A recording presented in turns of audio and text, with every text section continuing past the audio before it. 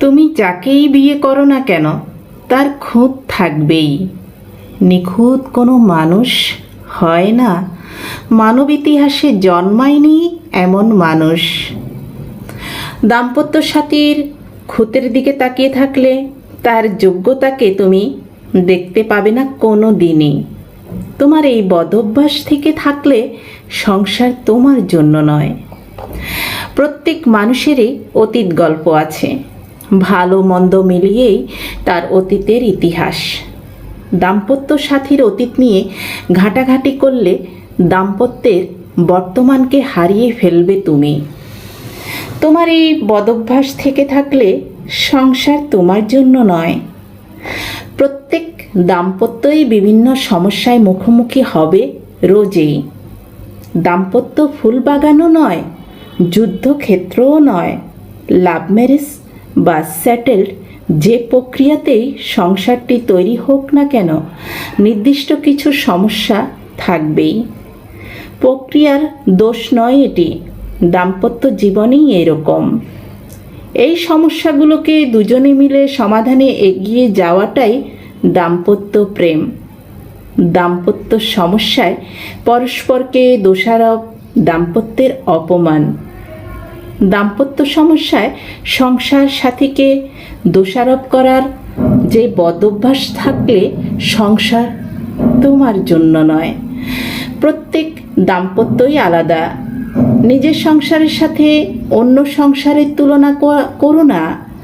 কোনো সংসারেই ব্যর্থ নয়, প্রত্যেক সংসারে নিজের যোগ্যতার নিরিখে সফল।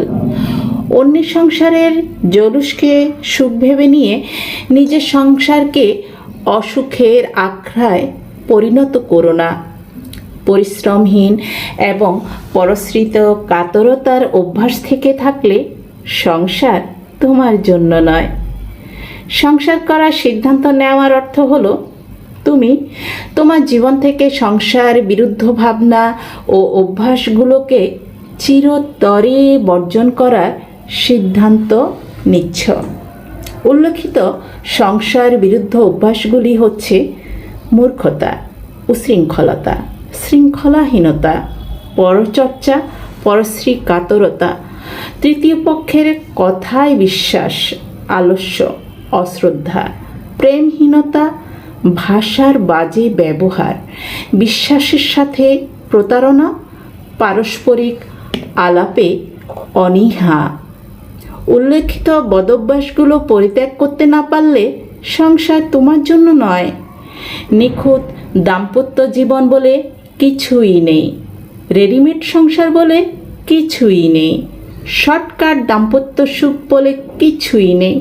সংসার অর্থ হলো দুটি মানুষের একই মাত্রার পারস্পরিক শ্রদ্ধাবোধ, বিশ্বাস, প্রেম এবং উভয়ের সর্বোচ্চ শ্রমের সমষ্টি।